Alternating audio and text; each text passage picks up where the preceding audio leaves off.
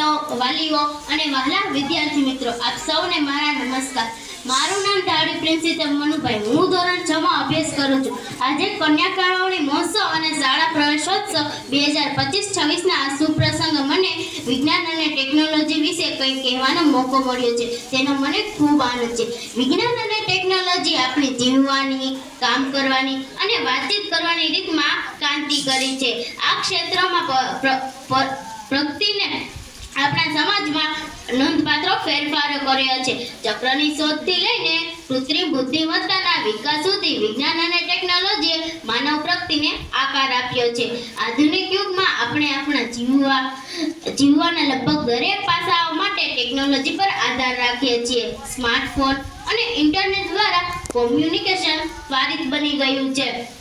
તબીબી સફળતાઓએ આપણું આયુષ્ય વધાર્યું છે અને આરોગ્યની સંભાળની ગુણવત્તામાં સુધારો કર્યો છે. વિજ્ઞાને આપણી આસપાસની દુનિયાને સમજવામાં મદદ કરી છે. વીજળી એ વિજ્ઞાનની એક મોટી સિદ્ધિ છે. તેનાથી આપણે અનેક સુખ સગવડના સાધનોનો ઉપયોગ કરી શકીએ છીએ.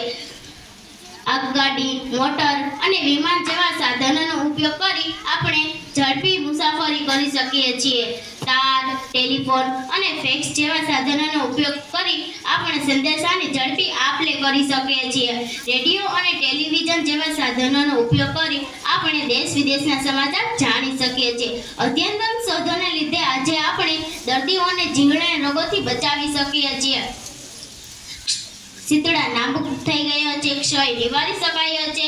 ખેતીના સાધનો, રાસાયણિક ખાતરો, જંતુનાશક દવાઓ અને સિંચાઈની સગવડોને લીધે આજે આપણે ખેત ઉત્પાદન વધારી રહ્યું છે. વિદ્યાર્થીઓ તરીકે અમારી પાસે આ આકર્ષક ક્ષેત્રમાં યોગદાન આપવાની અમારી તક છે.